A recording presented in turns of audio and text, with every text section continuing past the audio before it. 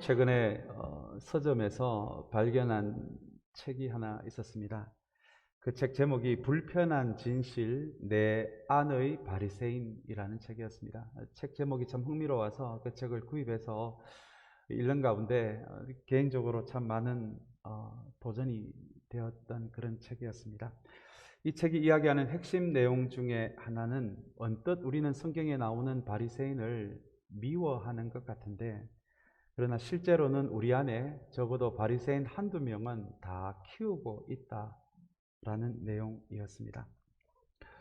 우리 예수님의 삶을 기록한 우리 사복음서를 여러분 기억하시면 아마 예수님이 모든 죄인들을 있는 모습 그대로 용서해 주시고 용납해 주셨는데, 딱 한 부류의 사람들만은 용납하지 않으셨고 용서하지 않으셨습니다.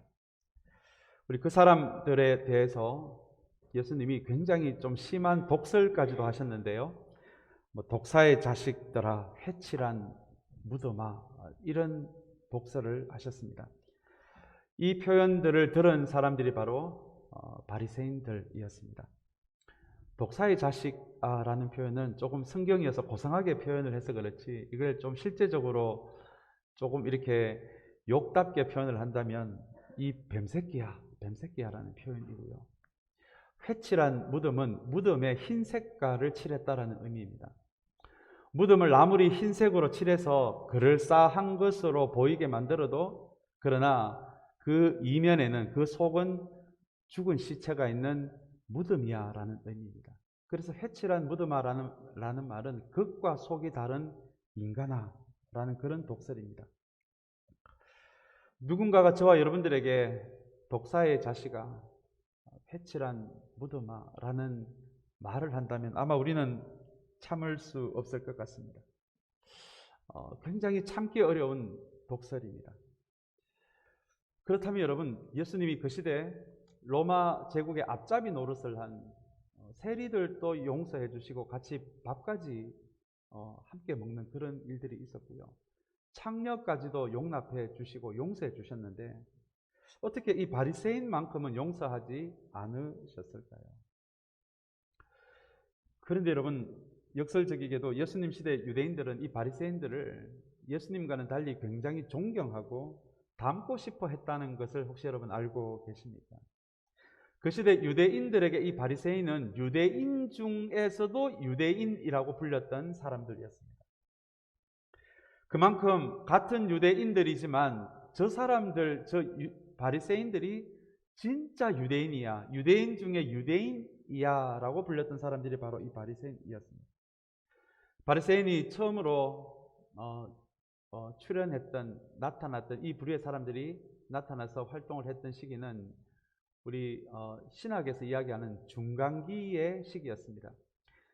여러분, 구약의 마지막이 말라기죠. 신약의 처음이 마태복음입니다.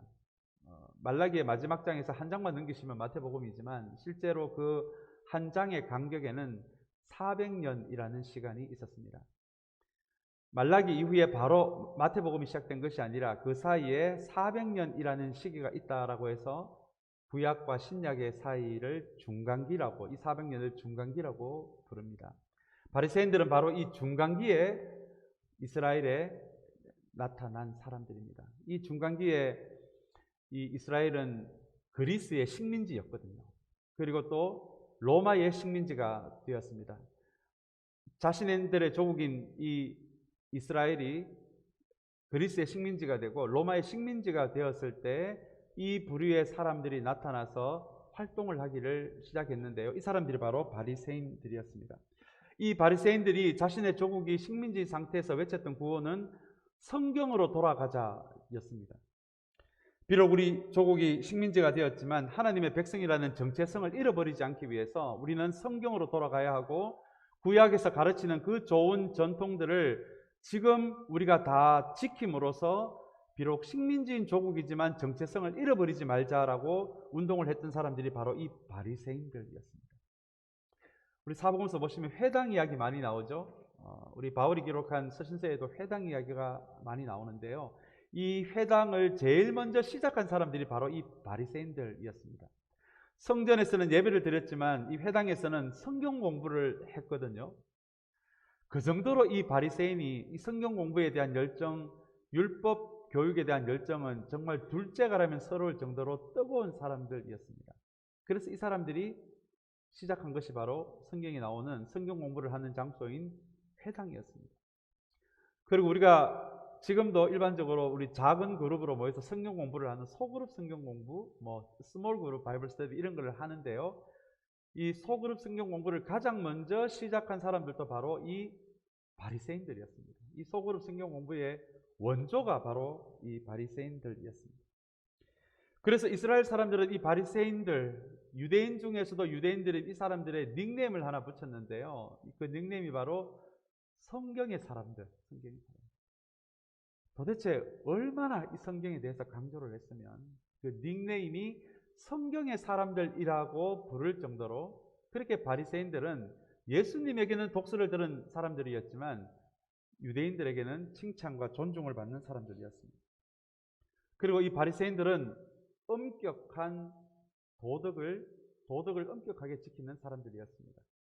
우리 노인들에 대한 공경은 둘째치고 그거는 말할 것도 없고 가족들에게도 책임을 다하는 사람들이었고요. 심지어 자신들의 소득으로 가난한 사람들을 돕기도 했던 사람들이 바로 이 바리새인들이었습니다. 그래서 다른 것은 몰라도 윤리적으로는, 도덕적으로는 흠을 찾아볼래야 찾아볼 수 없었던 사람들, 여러분 그 사람들이 바리새인들이었습니다. 그리고 이 바리새인들이 이 조국, 식민지가 된 조국 이스라엘의 경제도 이끌었던 사람들이었습니다. 아마 많은 분들이 잘 모르시는 내용일 것 같은데요. 이 바리새인들의 대부분은 작은 비즈니스, 요즘 말로 하면 작은 사업들을 운영하는 사람들이었습니다. 그래서 자기들의 그 비즈니스에 식민지 조국의 가난한 서민들을 취직을 시켜서 어떻게 보면 생계까지도 해결해 주었던, 한 나라의 경제까지도 책임졌던 중산층의 사람들, 여러분 이 사람들이 바로 바리새인들이었습니다. 그래서 이스라엘 사람들에게는 존경하지 않을래야 존경 안 할 수가 없었던 사람들이 실제 바리새인들, 유대인들이 생각하는 유대인들 중에 유대인들이었던 바리새인들의 모습이었습니다. 그런데 여러분, 이런 바리새인의 설명을 들으면서 왠지 조금은 다른 생각이 혹시 들지는 않으십니까? 성경 공부를 열심히 했답니다. 비즈니스도 열심히 했답니다.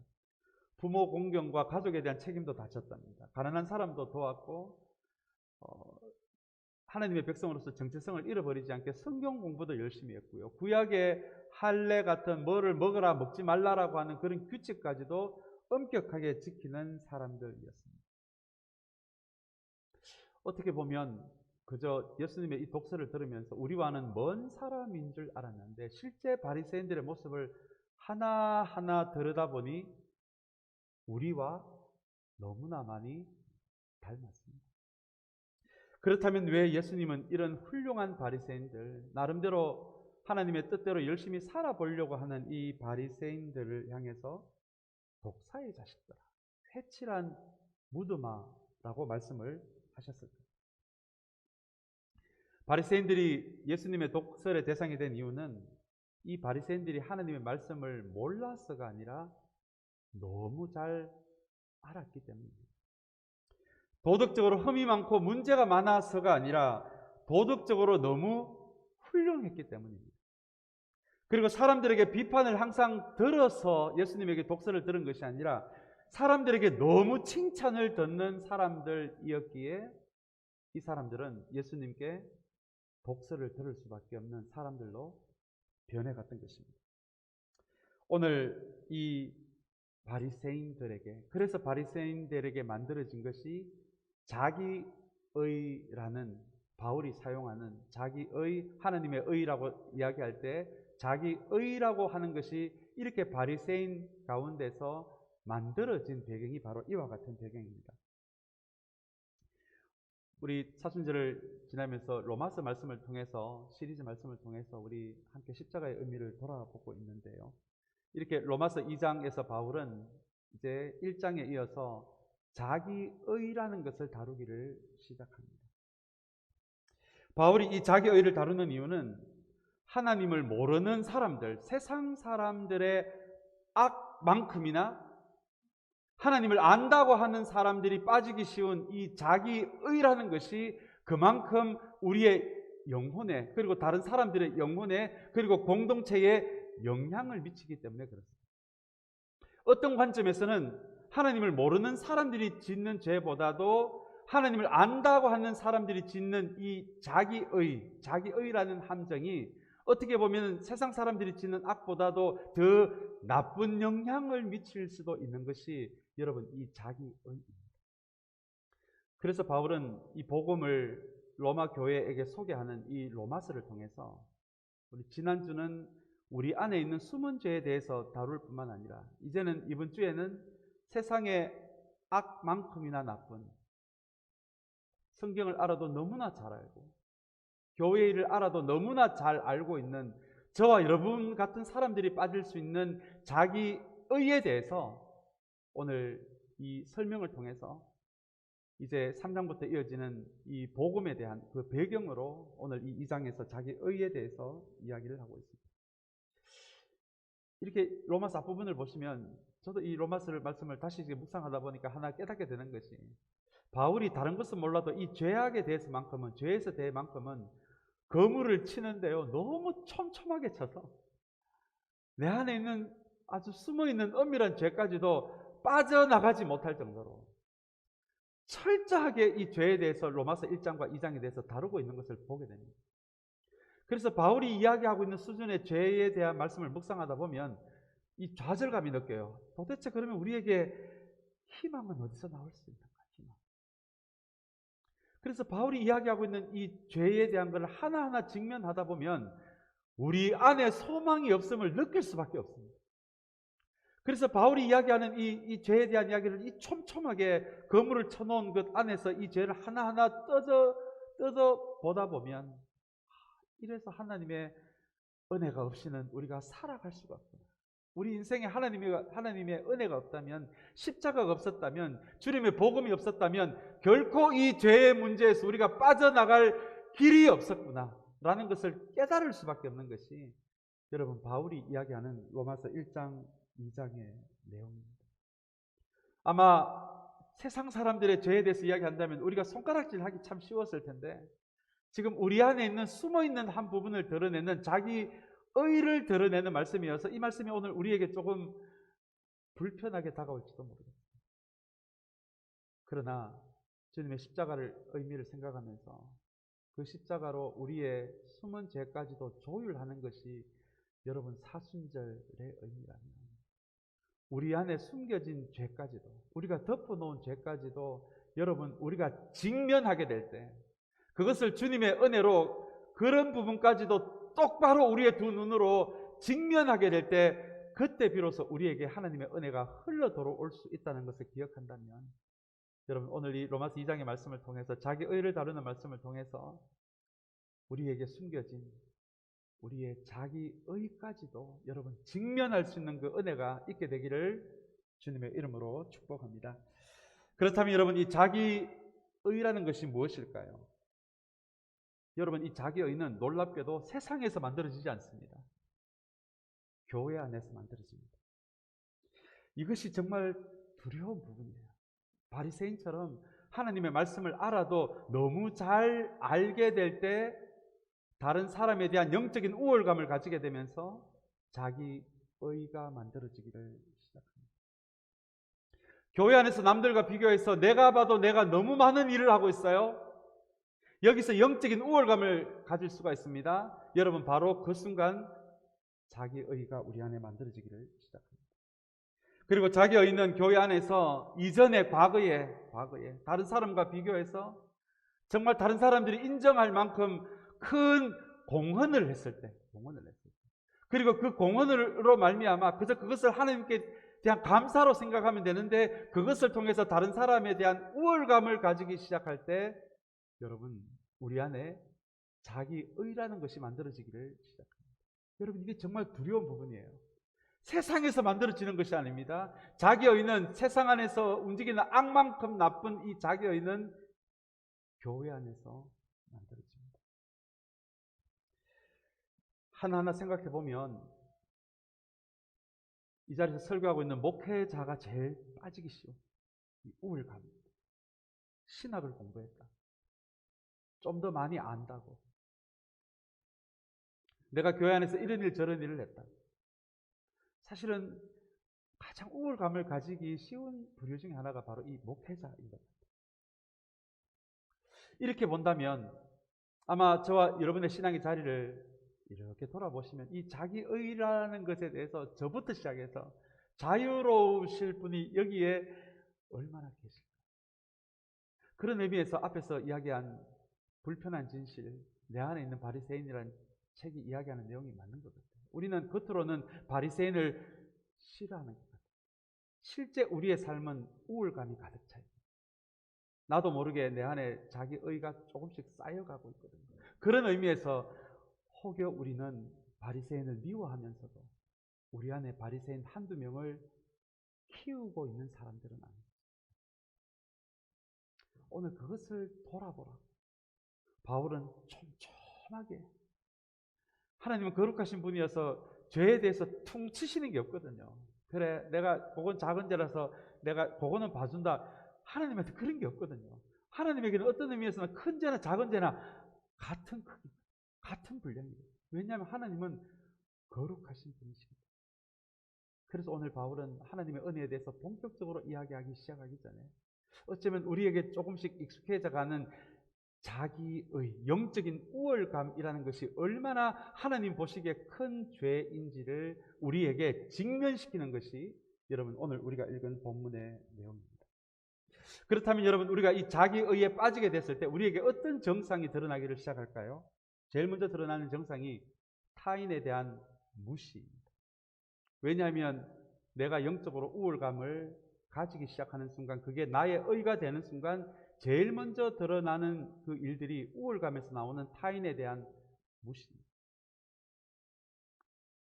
저 사람은 신앙의 연수가 저렇게 오래되는데도 아직 저 수준밖에 되지 않는 한심한 사람이라는 이 타인의 무시가 여러분 자기의에서 시작이 됩니다. 두 번째 자기의에서 시작되는 것이 여러분 위선입니다. 이 위선 때문에 주님이 독사의 자식들아 이렇게 독서를 하셨거든요. 이 자기의가 쌓이는 순간 이 자기가 만들어 놓은 그 자기 안에 수준이 있기 때문에 이 수준이 무너지지 않게 하기 위해서 자기의 의를 관리하기를 시작하거든요. 그게 여러분 굉장히 참 인간의 연약한 부분입니다. 이 관리를 제일 잘하는 사람이 여러분 목사입니다. 그래서 실제 교회에서 나는 기도하는 사람이 아닌데도 사람들이 있는 자리에서는 내가 기도 많이 하는 것처럼 이야기하거든요. 실제로 나는 하나님의 말씀을 소중하게 생각하는 사람이 아닌데 사람들이 많은 자리에서는 정말 내가 하나님의 말씀을 소중히 생각하는 사람처럼 연극하기를 시작합니다. 실제로 나는 가난한 사람에게 관심이 없는데 이 교회 안에 다른 사람들이 많이 있는 데서는 내가 만들어 놓은 자기의를 유지하기 위해서 가난한 사람에게 관심이 많은 사람인 척합니다. 여러분 이것이 내가 하나님께 했던 모든 것이 우월감이 됐을 때 시작되는 자기의이고요. 자기의에 잡힌 사람들에게 드러날 수밖에 없는 것이 바로 이 위선입니다. 세 번째 이 자기의에서 나오는 것이 여러분 규칙 지키기입니다. 바리새인들은 성경을 알아도 너무 많이 알았기 때문에 신앙을 규칙 지키기로 만들어 버렸습니다. 예를 들면 이렇습니다. 하나님을 잘 믿기 위해서는 첫째 규칙, 반드시 하루에 3번 기도를 해야 한다. 두 번째 규칙, 반드시 11조를 해야 한다. 세 번째 규칙, 반드시 봉사를 해야 한다. 얼핏 들어보면 여러분 다 좋은 거잖아요. 다 좋은 거잖아요. 어떻게 보면 하나님이 하라고 하신 거잖아요. 그럼에도 불구하고 여기에 대한 함정은 이 신앙을 의무와 책임으로 만들어 버렸다는 것입니다. 성경이 이야기하는 예배와 하나님에 대한 섬김, 공동체에 대한 섬김은 하나님에 대한 은혜 때문에 그 은혜에서 출발을 하면 나올 수밖에 없는, 그래서 나도 뭔가 하나님께 무언가를 하고 싶고 공동체에 뭔가를 하고 싶은 것은 내가 받은 하나님의 은혜 때문이지 의무와 책임이 아니거든요. 의무와 책임도 여러분 가끔 필요할 때가 있습니다. 그러나 나의 섬김과 예배가 처음부터 끝까지 섬김이 될 때 드러날 수밖에 없는 현상은 나중엔 지치게. 나중엔 다른 사람을 원망하게 됩니다. 나는 이 정도로 하고 있는데 저 인간은, 저 사람은, 그래서 나의 손가락이 타인을 향하면서 다른 사람을 원망하게끔 끝나는 것이, 여러분, 그것이 의무와 책임으로만. 여러분은 이 일부 예배에 의무로 나오셨습니까? 아니면 주님께서 여러분들에게 베풀어 주신 은혜에 감사해서 나오셨습니까? 바울이 그래서 오늘 이 2장에서 이 자기 의에 대한 말씀을 우리에게 들려주는 말씀이 바로 이 부분이거든요. 여러분, 이거 어떻게 보면 좋은 거잖아요. 그래도 주님을 위해 뭔가를 했기 때문에 자기 의가 쌓여진 건데, 가만히 보니 이 자기 의가 만들어내는 결과가 결국은 타인을 무시합니다. 위선으로 나아갑니다. 신앙을 규칙과 책임으로만 만들어버립니다. 그런데 바울이 생각하는 이 자기 의에서 나오는 이런 부작용들이 마침내는 우리의 영혼을 무너뜨릴 수 있다. 세상에서 보는 그 정말 악으로 오염된 그 문화만 우리를 무너뜨리는 것이 아니라, 교회 안에서도 가지게 된 이 자기의가 나에게 타인을 무시하고 위선이 되고 이것이 의무와 책임이 됐을 때 마침내는 내 영혼도 무너뜨릴 수가 있고요. 심지어 다른 사람의 영혼도 무너뜨릴 수가 있어요. 오늘 이것이 바울이 이렇게까지 죄를 이렇게까지 세밀하게 우리에게 말하고 있는 이유입니다. 오늘 이것을 좀 기억하신다면 오늘 말씀이 잘 이해가 되실 것 같아요. 오늘 말씀 좀 간단히 좀 살펴보겠습니다. 먼저 로마서 2장 17절에서 20절까지의 말씀입니다. 17절에 보시면 그대가 유대 사람이라고 자처한다고 합시다라고 가정을 하면서 바울은 이야기해요. 아마 이 말을 하면서 아마 바울은 바리새인을 염두에 두었을 거예요. 유대인 중에 유대인이 바리새인이었기 때문입니다. 그래서 17절에서 20절까지 나오는 이 말씀은 현재 바리새인들이 생각하는 이 생각을 소개한 것이 바로 17절에서 20절에 19절까지 20절까지의 말씀인데요. 근데 여러분 가만히 보시면 다 좋은 내용이에요. 바리새인들이 나쁜 사람이 아닙니다. 정말 이런 사람들이었어요. 이런 사람들이었어요.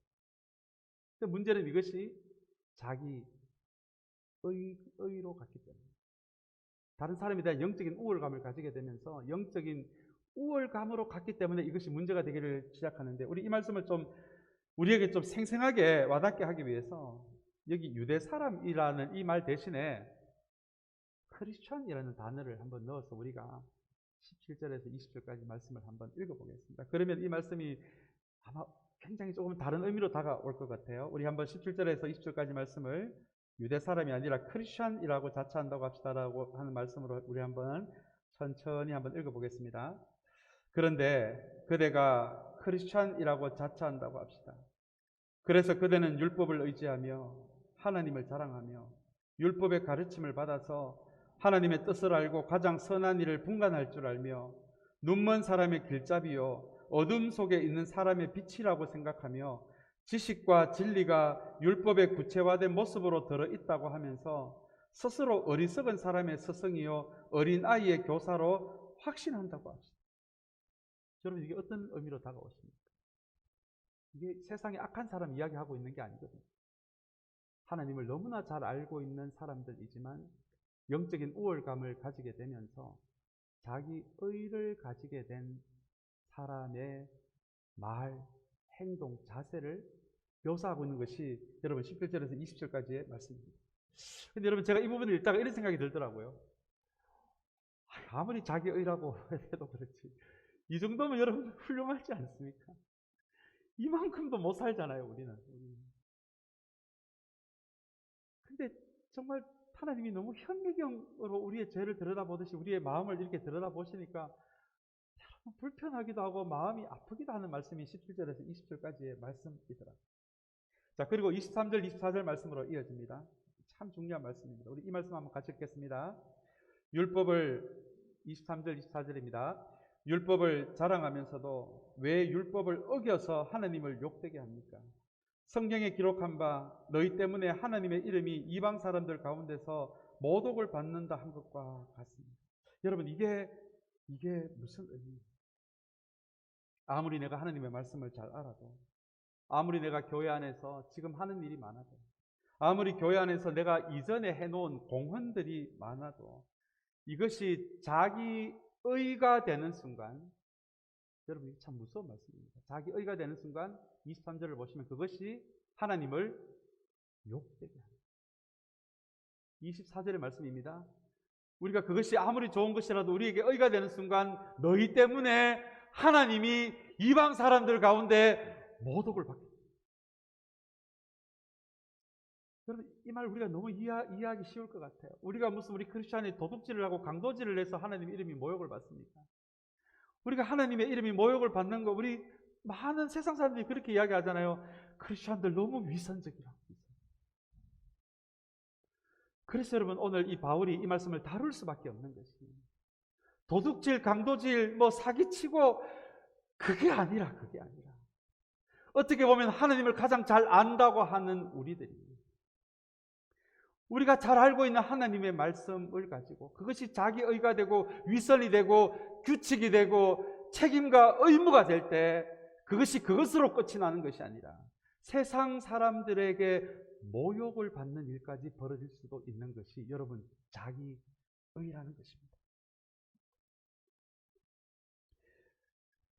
많은 분들이 이 시대에 교회들이 위기에 빠졌다고 걱정하는 분들이 많이 계십니다.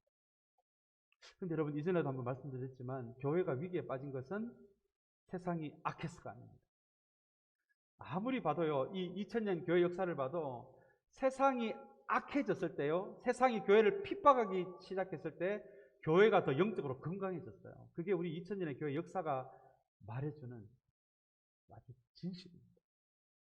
그러나 여러분 역사를 봤을 때 교회가 위기에 빠졌을 때는 세상이 악하고 세상이 교회를 핍박했을 때가 아니라 교회가 교회답지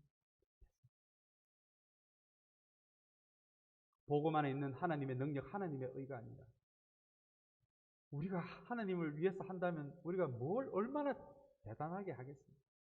그것이 자기 의가 되는 순간, 위선이 되는 순간, 그때 교회 위기가 옵니다. 마태복음 4장 말씀 여러분 잘 아실 것 같아요. 예수님이 메시아의 길을 걷기 전에 마귀로부터 시험받았던, 광야에서 시험받은 내용들이 나오는 말씀이 4장입니다. 그 두 번째 시험 내용 여러분 기억하십니까? 성전 꼭대기에서 뛰어내려라 라고 마귀가 주님께 이야기하잖아요.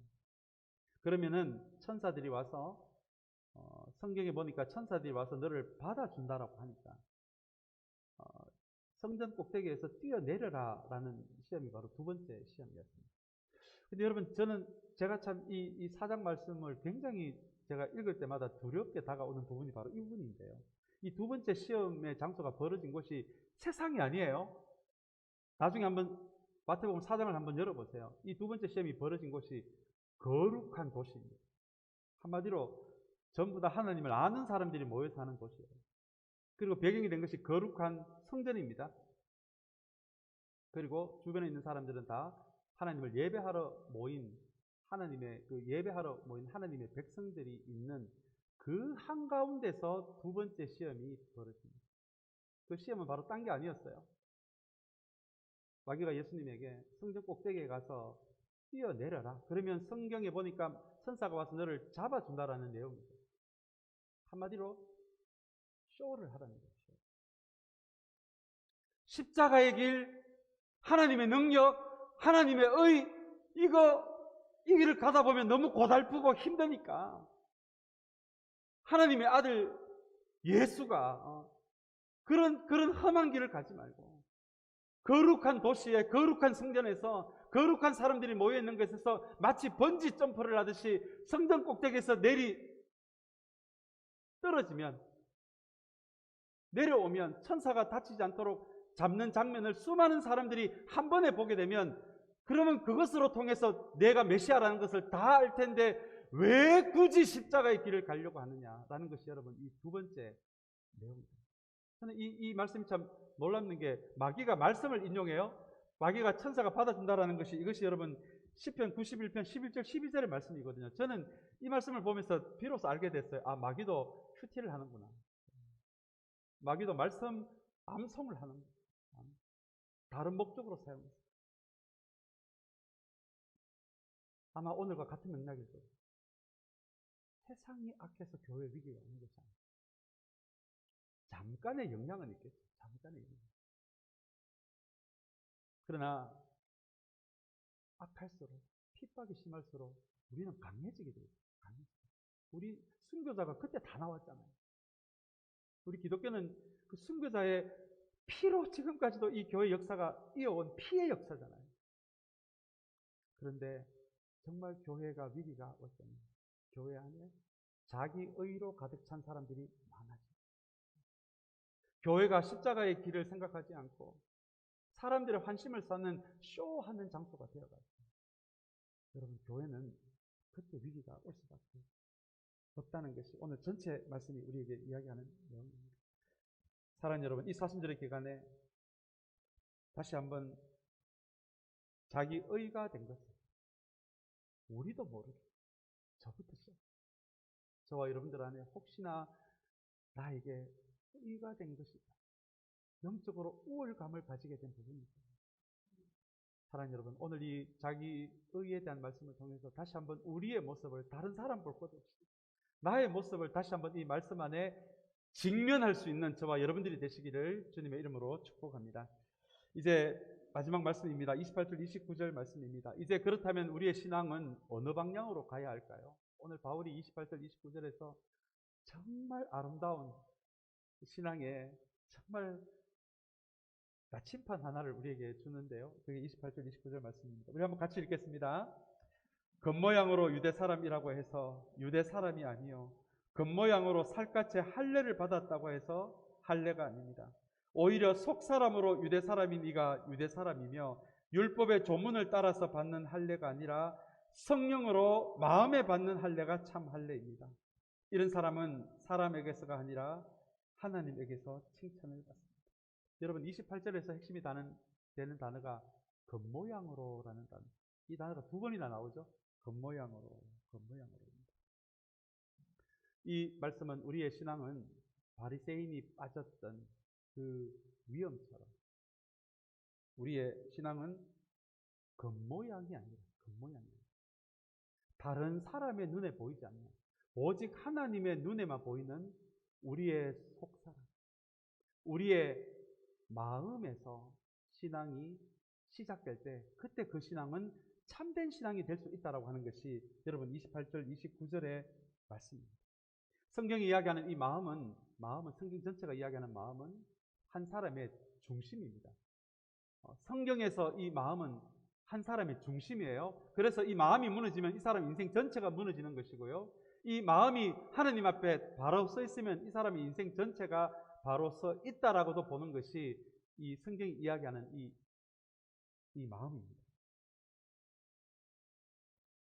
우리의 신앙은 주님이 이 땅에 오셔서 주님이 혁명처럼 이 신앙의 패러다임을 확 바꾸어 버린 것입니다.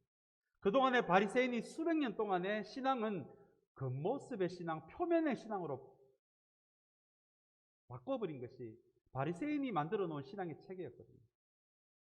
규칙을 지켜야, 위선을 해야, 잘 보여야 하고. 여러분, 이게 전부 다 겉모습이잖아요. 겉모습. 그러나 주님이 오셔서 이 팔복부터 시작을 해서 주님이 가르친 말씀을 통해서 우리의 신앙은 표면이 아니라, 표면에서 시작되는 것이 우리의 신앙이 아니라 오직 하나님의 눈에 보이는 이 마음에서 시작이 되는 것이 바로 참된 신앙이다 라고 말씀하시는 것이 28절 29절의 말씀입니다. 그래서 주님은 공동체가 모여서 함께 기도하는 그런 기도도 가르쳐 주셨지만 주님께서 골방에서 기도하라고 그런 골방 기도도 가르쳐 주신 이유가 바로 여기에 있거든요. 왜냐하면 우리가 우리의 속사람을, 우리의 마음을 있는 그대로 직면할 수 있는 그 자리는 주변에 사람이 없는 오직 하나님과 나만이 1대1로 앉아있는 그 자리에서만 우리는 우리의 실제 모습을, 우리의 자기의까지도 직면할 수 있기 때문에 주님은 골방에서 기도하라고 그렇게 우리에게 가르쳐 주신 것입니다. 그리고 29절에 오늘 보면 핵심 단어가 나옵니다. 바로 성령으로 마음에 받는 할례라는 단어입니다. 오직 하나님의 눈에만 보이는 우리의 마음과 속사람이 우리의 자기의가 아니라 성령에 의해서 할례를 받게 될 때, 마음의 할례를 받게 될 때, 이 말씀은 좀 쉽게 이야기하면 말씀을 통해서 역사하시는 성령의 다스림을 받게 될 때 우리가 진짜 크리스천이 된다라고 이야기를 오늘 바울은 우리에게 하고 있습니다. 우리의 감정이 따라오지 않더라도 성령께서 말씀을 통해서 내가 저 사람과 화해하기를 원하고 다시 저 사람과의 관계가 회복되기를 원한다면 내 감정이 허락하지 않더라도 성령께서 말씀을 통해 나에게 말씀하셨으니 하나님 순종하겠습니다. 여러분, 이게 성령께서 이끌어가는 마음의 상태이거든요. 마음의 상태.